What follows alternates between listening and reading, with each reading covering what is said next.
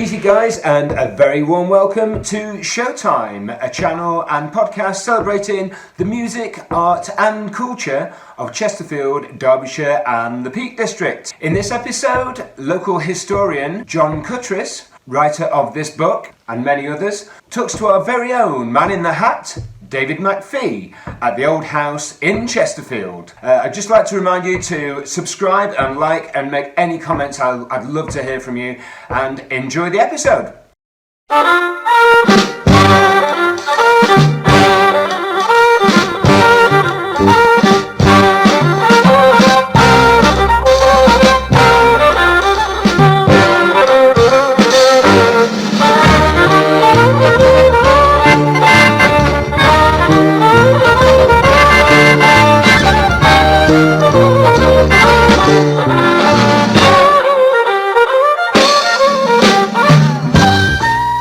My interviewee for today is a man who's written 4 books.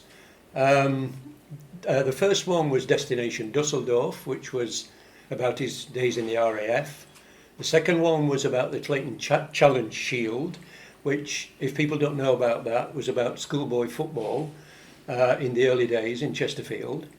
And his latter 2, one which has come out fairly recently, about the legendary Carlton Club, and then the second one, which is due to come out shortly, is about the Aquarius Club. And people from Chesterfield a few decades ago will remember those 2 iconic clubs. So, John Cuttriss, my first question to you is, tell me please a little bit about what the building was before it was the Carlton Club, which I believe it was a snooker or billiard hall. Well, you've got to look at... we're going to go down to Whittington Moor, obviously, eventually, and look at the what I call the hub of Whittington Moor, which was surrounded by quite a few public houses, a cinema, and a snooker club. The snooker club was down Duke Street, and opposite Duke Street there was a pub called, and now I've got to get this right. We'll not. I'm sorry. You're all right. Take your time. This is something that I ought to make sure. It was called the Crown Hotel. Anyway, it was Joe Davis's father that was the landlord, and Joe Davis bought a property down Duke Street and ran this snooker club down there, and we always knew it as Joe Davis's snooker club. Now, to go down there in the 1950s and go in, which I did with my pal Freddie Cobb, we used to go and have a game of snooker, and you'd walk in and you could hardly see anything because it was dark, dingy, smoky. Guys sat in corners and probably laid under the table. I'm painting a rotten picture now, but it wasn't a very, Was it licensed, John? Was it licensed? Did they have alcohol? Well, that I don't know. I can't ever remember. I was old enough to drink, but I don't think we ever bought a drink. I would suggest it obviously was, because you can't remember. No, I don't think it was, to be honest with you. It's all very vague. I mean, it's a long time ago, and of course, eventually, we must have been going down there when it was being run down. It was probably in its infancy, probably before the war, I would think. I'm not sure when the snooker club actually opened, but after the war it became very run down and eventually closed. Right. And the next story then is to move on to what happened to it after that, and of course 3 guys, and Mr. Mitchell and Danny Thomas took over, and they got this dream of making a nightclub. Well, first of all, a dance hall. Yeah. That's what it became to begin with. It was they called it the Carlton Ballroom. Right. Wasn't Wright one of the partners? Right, that was the name of it. And Johnny Thomas. Those were the 2 that I knew. Yeah, Mitchell, Wright and Thomas. Those were the 3 guys who did it. Mr. Mitchell was apparently was a solicitor in Chesterfield, an architect, and I would like to do more research on that to find one or two more things out, because the place was then totally gutted. So what year was this when it actually opened? It would have been, I would have thought 19. Mind you, I was still going in there. I went in the Air Force in 1960. I got called up to do national service. I'd been having deferments to try and escape from national service. Now the thing is that when I eventually did have to go, and I went in the RAF in 1960 in January. At that time, before that time, as far as I can remember, the snooker hall was still open. Right. I was doing my studies at Chesterfield College of Art, and Freddie Cobb was he was in the same class as me.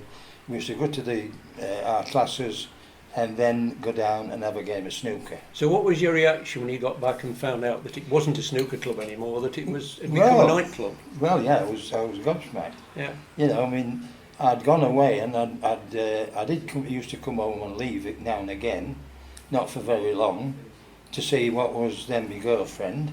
Yeah. You know, I think probably the first time I went down to play snooker, I got to the end of Duke Street and heard this music coming out of there. You know, which I've called, well, it's in the book, if you ever read it, it's called the New Style Quintet. Yes. And I was into jazz at that particular time, because through my first book, Destination Dusseldorf, you'll find through there that I was then going into nightclubs in Dusseldorf and Cologne, and in Germany, and into Holland and Belgium. And this was before the Beatles in Hamburg, wasn't it? It was absolutely. Yeah. The Beatles they missed national service. Yeah, as I did. Just you copped for it, I didn't. They didn't have to go. Now there's 2 years difference between us, isn't Yeah, there? Just that's to remind right. people. Yeah. Yeah. I was just in, and I must have been one of the last national servicemen to go. And of course, while I was in, I mean, it was a great, well, it was an education, music-wise. Although I never played any instrument, I got a lot of feedback, information from the guys that I was billeted with. Yeah. They had all sorts of tastes, country and western. We used to listen to downtown Frankfurt. Right. You know, where Elvis Presley was. I mean, Elvis there, actually finished his national service as I started mine. Yeah, because he went to Germany, but he never came here, did he? That's right. That was due to Colonel Tom Parker, his manager, who wouldn't let him, would he? Because Parker had a criminal record. I read something about that. What did I read the other day? That the Battle Variety Club, they wanted Presley. Yeah, yeah. And he was approached, Tom Parker, and asked how much he would want to bring him over. And it was quoted a figure which I can't remember. Yeah. And Tom Parker says, "That's my fee then. How much do you want for Elvis?" For Presley, yeah. And that end of story. We'll probably go off message a bit, but later on we're going to do another interview with John and I talking about music, jazz that we both saw in the 50s, and football, and cricket, maybe, all sorts of things. But just getting back on message, can you describe what the Carlton Club was like when you first saw it? Well, I mean, it was refurbished and in very plush way. The decoration was absolutely fantastic. Probably, I think there was seating around the sides, but mainly the seating was at tables, 4 to a table. A bit like, not like distancing is now, but like Ronnie Scott's club was. Well, I suppose it was, yeah. There was a bandstand at the far end and a bar. Later on, the Carlton became a cabaret club, and they put in and they got a license for gambling, which had to be a separate part. And so, as you went in to the Carlton, you went down a little week. I call it a gennel, a ginnel, a gennel, a jitty. An old You call it what Chesterfield you word, like. Yeah. Between two terrace houses, and that's what it was. You went down this gennel. Yeah. A lot of it to me is now a little bit. I wish at the time I'd have got a camera. Yeah. There aren't many photographs. No. There weren't many photographs, so I've recreated and tried to show people what it might have been like, and that is my sort of impression, Yeah. if you like. You can see the flock wallpaper and the lattice along here. I've taken all these little bits from what pictures I've gained. The new Style Quintet on there is actually not any quintet that actually appeared there. But I can remember going around there, and if you like, here's me and my wife dancing. Right. To what impressed me was the jazz and the vibraphone. Yeah. I loved the vibraphone, Yeah. and I will always remember that for the Carlton. Yeah. They'd gone from a strict ballroom dancing to a more a sophisticated place. Yeah. It was a place where you could go and get the atmosphere of the West End of London. Yes. Yeah. No. Yeah. Carry on. Shall we move on to the cabaret, to the people who appeared there? Well, yeah. Because that was, there were all the big stars of the day in entertainment. Absolutely. Well, a lot of them appeared there, didn't they? Absolutely. Kenny Baker, the trumpet player, was one of the first, and the opening night was Don Lang.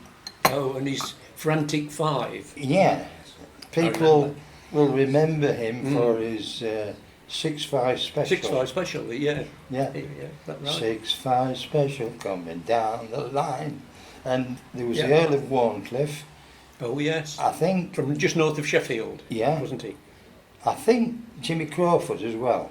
Oh, yeah. And Jimmy Crawford, one of the first rock and roll guys from Sheffield, wasn't Yes, he? yeah. Yeah.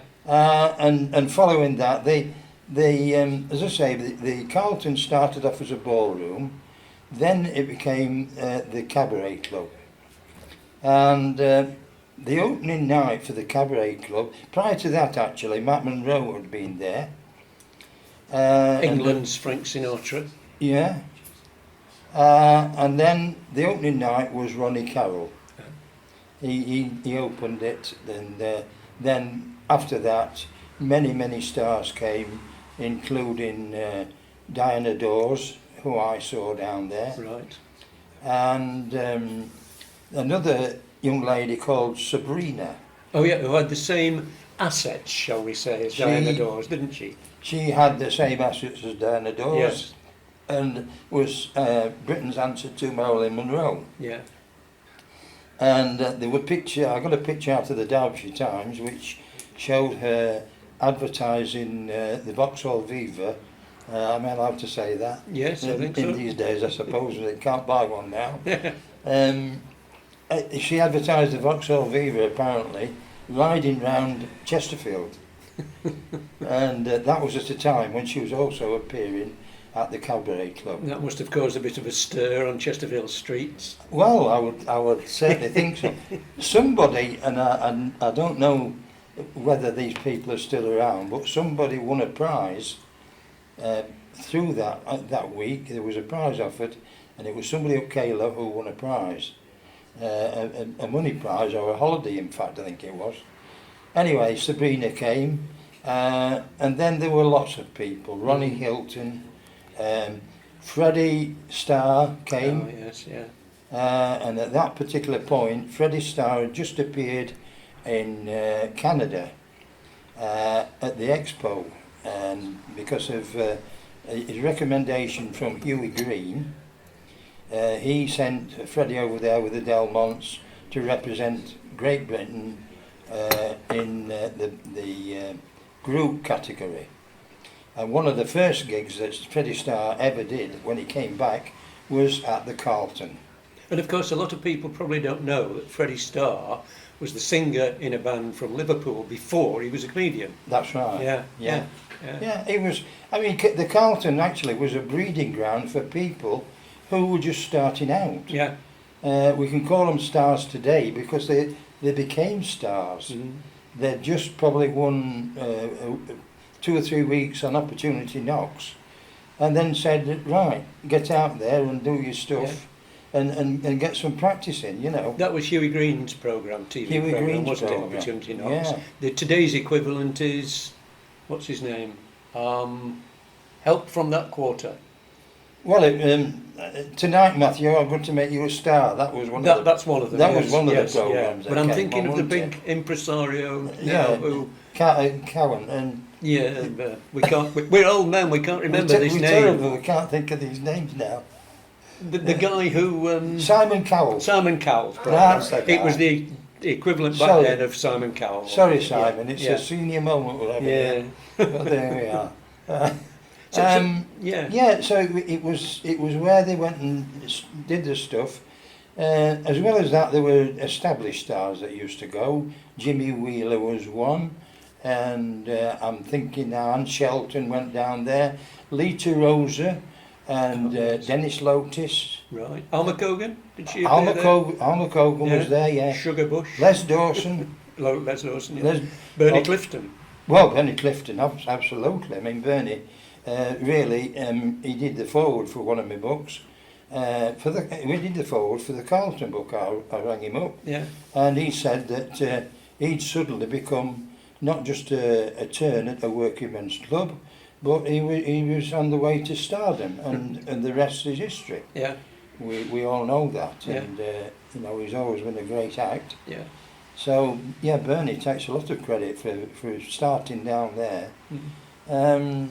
So week after week and night after night, people used to go down to the Carlton. This, of course, was before the Aquarius. Yes. Yeah. Well before. Tell us why you decided to write the book. Well, the book on the Carlton and the book on the Aquarius. Well, I mean, going back to Germany, I'd been there for 2 years in Germany, coming home occasionally on leave and seeing my girlfriend, going for a dance. I actually think that we did go down to the Carlton even before we got married and had a dance down there. And then when I was in Germany, you've very little else to do but bounce ideas and music off your mates. We used to listen to all sorts. We used to listen to the classics, Dvorak's New World Symphony and Beethoven and all that, Mozart, and we'd listen to Johnny Cash, and there was a program at the time when the forces over there used to listen to, and it was called Family Favourites. Oh yes, I remember that. And Gene Metcalfe used to do that, and it was tied up with British Forces Network, Yeah. right, BFN. And there was BFN in Germany and AFN, American Forces Network. And I always, my taste in jazz and music and big band and country, you know, we were all playing off one another. Some of the lads had guitars. I had a little bit of a go, but I wasn't much of a instrumentalist, and I never took it up. But we used to tune in at midnight to downtown AFN Frankfurt. Right. And it used to start off with a number that Count Basie recorded, and he gave it the name at the time because of the time he lived on Red Bank, and it was called The Kid from Red Kid Bank. from Red Bank, yeah, I remember that. And we'd switch the radio, and we'd lie on our beds and listen to Count Basie playing, and it used to come on, ba, ba, ba, ba, ba, da, da, da, da, da, and it was Count Basie. And Yeah. so I was into big bands, I was into country, I was Yeah. into everything. Yeah, yeah, and your taste coincides very much with mine. Well, yeah. And when we do our next podcast, we can talk about all that and bring up all those names. Correct. Yeah, Me and David do. We're of a similar era, and you know, we've listened to all this stuff. So, you know, I've been into music all that time, even before, well before that. Just after the Second World War, with my dad's Glenn Miller yeah, music. yeah. So it's always been there. And I had, going back to what David asked me in the first place, was why did I start to write these books? Obviously, I wanted to write about my Air Force service, and that book is interspersed with music. Dave Brubeck Quartet, George Lewis I went to see in Holland, and I saw lots of things. And then, after I'd done my book on the Air Force service, I thought to myself, I'm going to write a book about the Aquarius. I started it, and it must be 12 years ago. Mm-hmm. Must be 12 years ago, and I started that, and then I thought to myself, why don't I do the Carlton Cabaret Club? Because that was before the Aquarius. Absolutely. Yeah. I thought I'll do that first, and then I'll do the Aquarius. I found myself researching my family tree, the Aquarius and the Carlton all at the same time. Simultaneously, yes.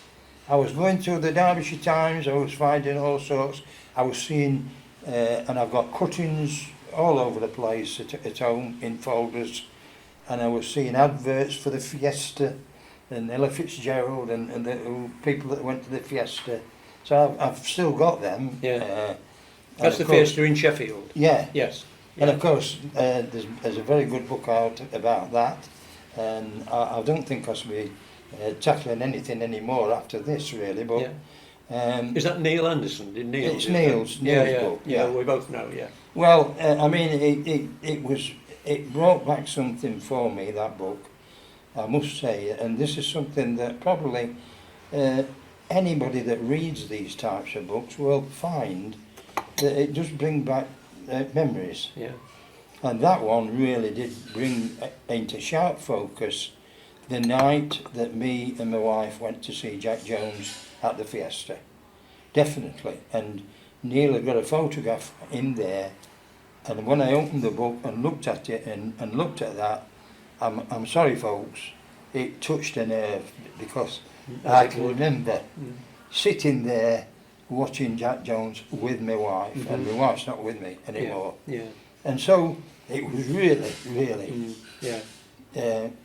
you know, nostalgic, sentimental, and I'll never forget it. Yeah. And people don't forget. People, not so many people will remember the Carlton, and certainly people have got a lot of memories about the more recent one, which was the Aquarius. Before that, I'll mention that, and you'll obviously know this, that Derek Wright, Johnny Thomas and the Mitchell guy, they opened something in Worksop, because I worked for them at Worksop Palais, and I put bands on there like Chris Farlow and David Essex. I did the DJing and the comparing for them at the Worksop Palais.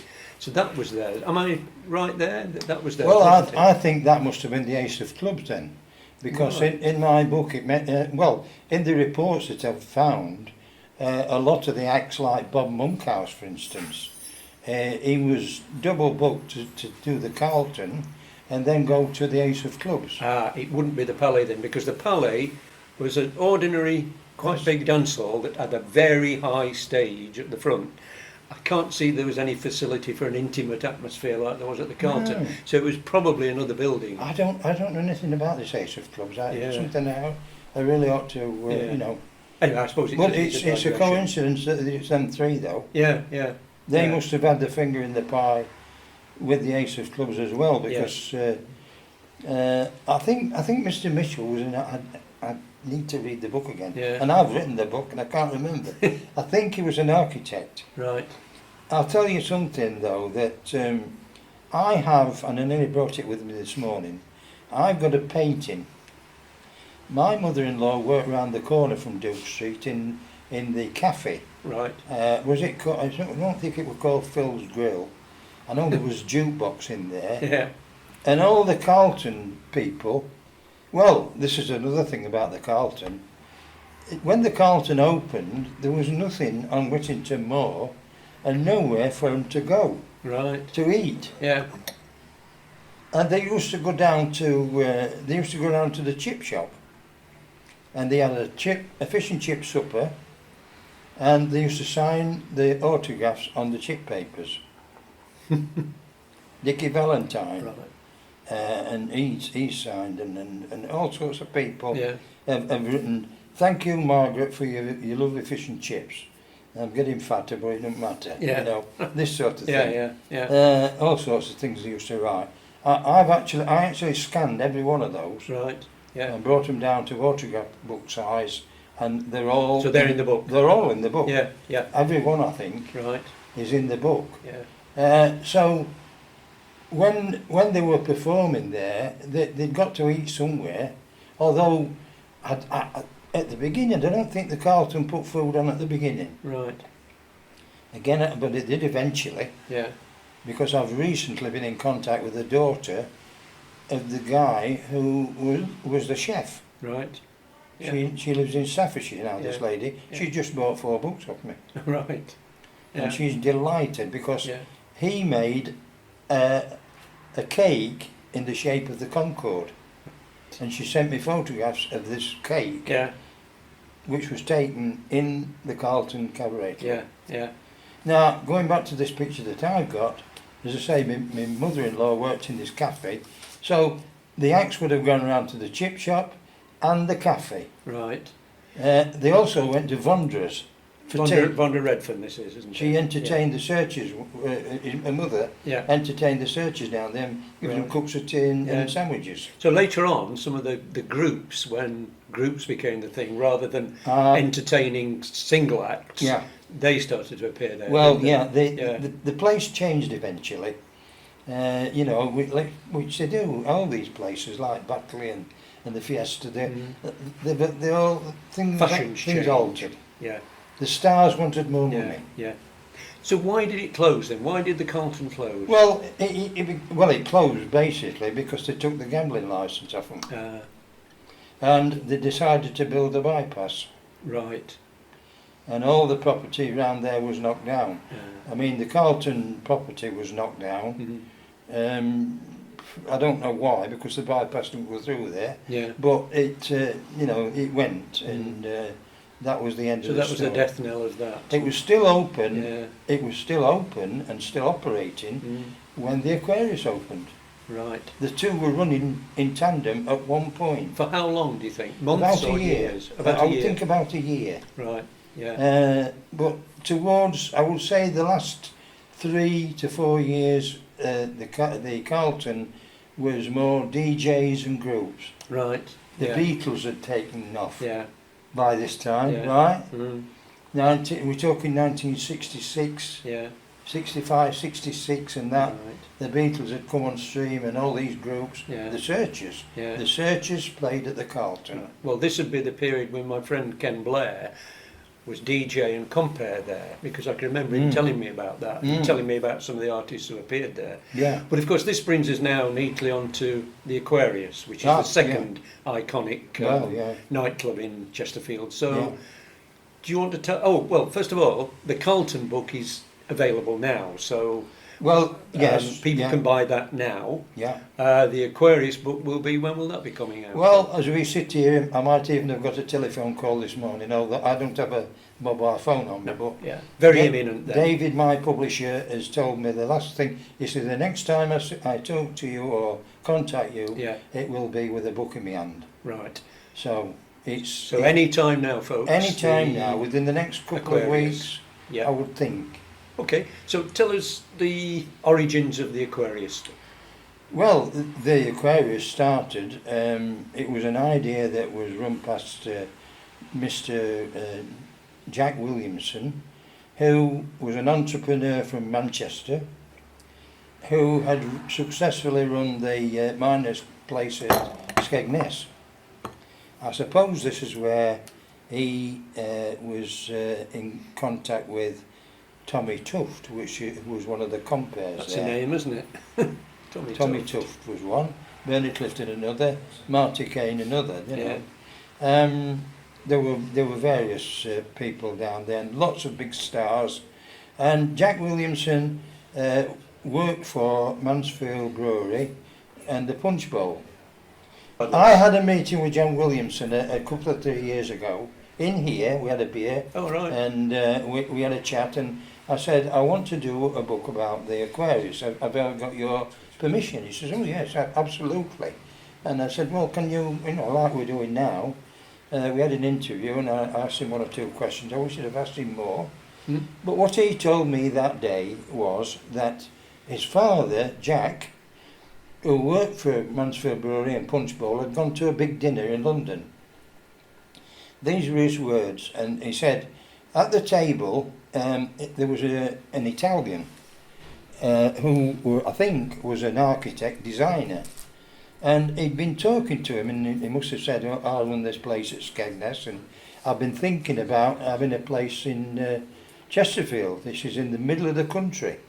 Somewhere similar, this is where we can put on acts and, this is something on the vein of Batley. Batley Variety Club. Well, actually, no, I wouldn't have thought so, because I don't think Batley had started then. Right. The Fiesta hadn't. Yeah. I don't think either of those had started by this time. So it was groundbreaking in itself then. 1973 was when 1972 Yeah. was when the Aquarius opened. Right. 1973 was when the Carlton closed. Right. So they did overlap Yes. Yeah. for a short time.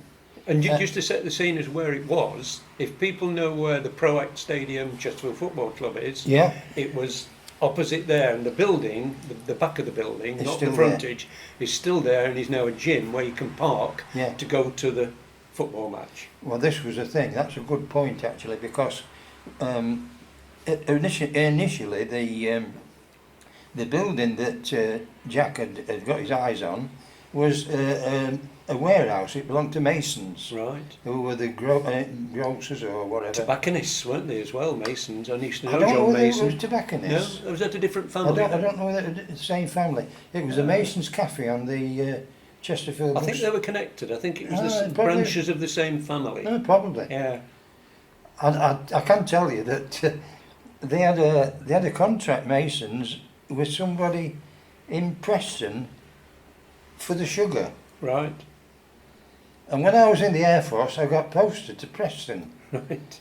And I used to thumb a lift to Preston, and the bloke that used to pick me up was the bloke that took the sugar. Right. And I had a regular meeting with him. Yeah. Anyway, I'm digressing a little bit there, but so where were we? Jack Williamson, yes. Yeah, the location. He sat at the table with this guy, Yeah. and he said, I've got this idea. He says, well, he said, and this Italian got a napkin, and he drew the shape of this building that Jack had described to him, and he put a little thing on the front, which was the reception, which was like a Spanish hacienda. Oh, yes, yeah. Yeah. Right? Yeah. People remember going through those doors, and everything inside then, and I believe, I'm not sure about this, but the programme which I've got, that's a photograph of the programme. I've got about 4 of these programmes, 3 of them signed, one by Ken Dodd, one by Vince Hill, Yeah. and the other one is Norman Collier. Right.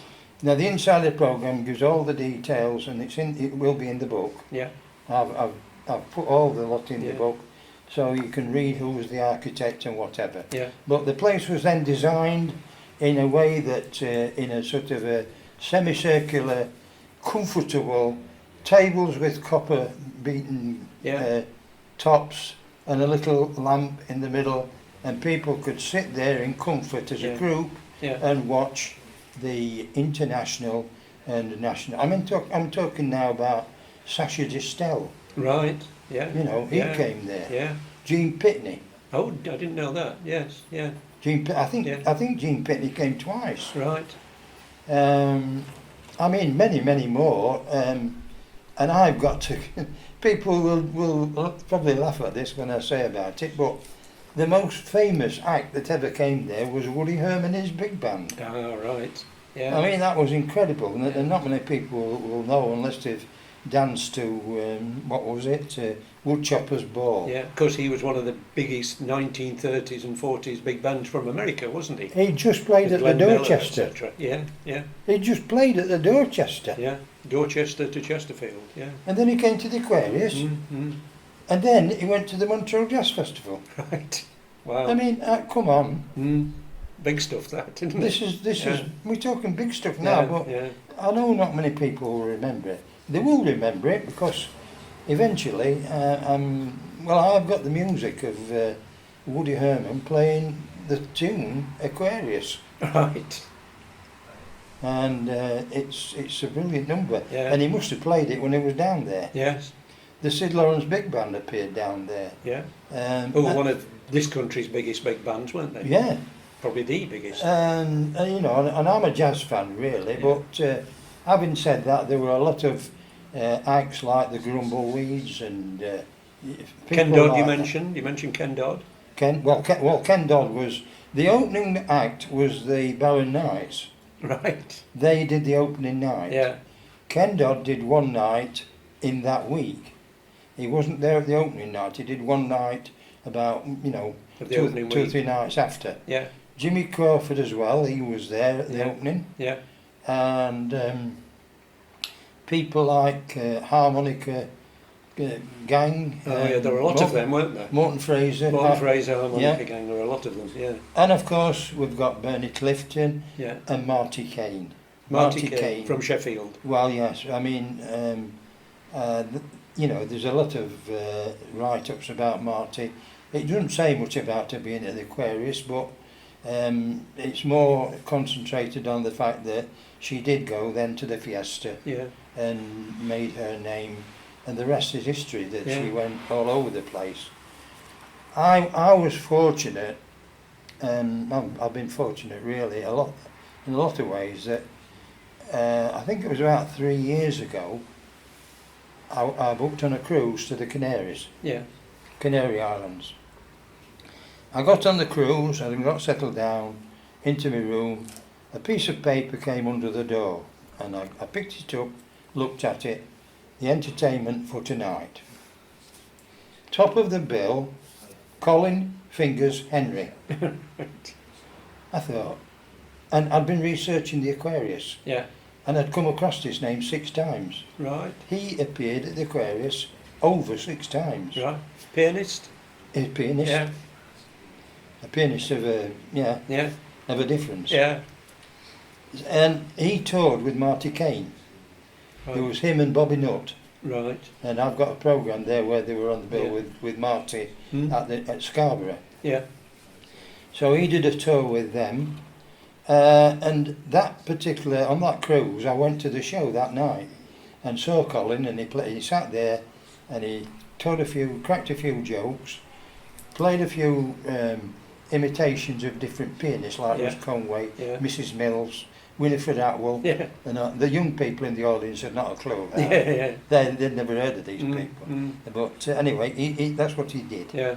Uh, He didn't do Jerry Lee Lewis then. I don't know, he might have done. I can't just remember.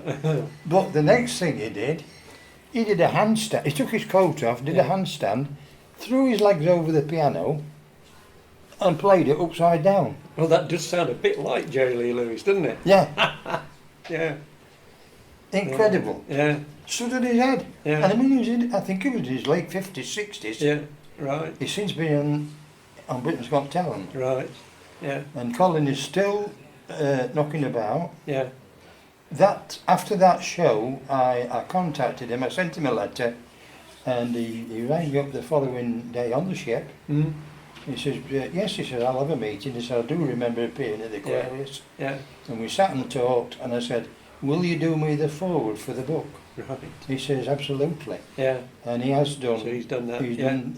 done the forward Yeah. for the book. Yeah. Another person who has also done a piece for me at the beginning of the book is Duncan Novell. Right.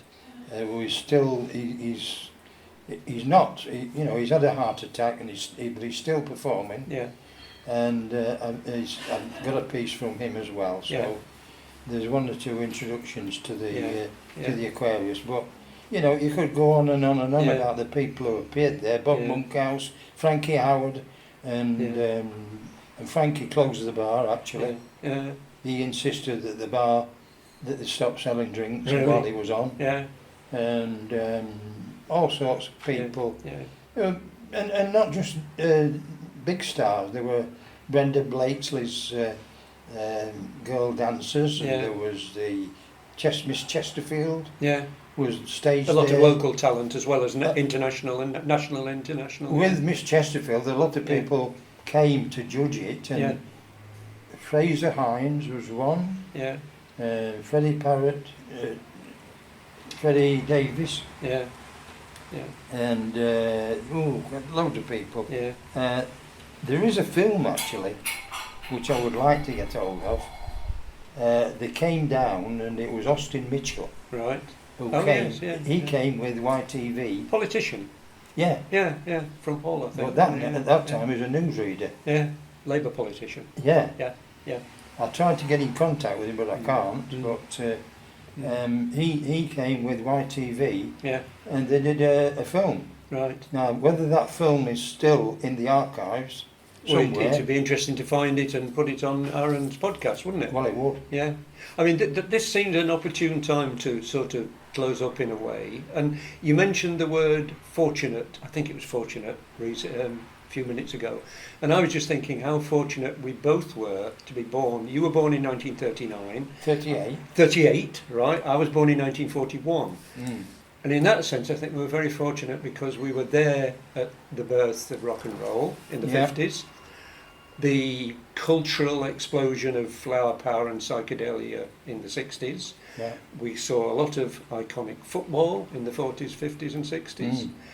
And so you and I and people of that age were very fortunate indeed. Bob Dylan was born in 1941, actually, I seem to remember. Yeah. So Elvis was born 2 years before me. Elvis was born in the mid-30s, wasn't he? Yeah. Yeah. So in a later podcast, if Aaron will indulge us, we can blather on about football and cricket Yeah. and other local things Yeah. to our heart's content.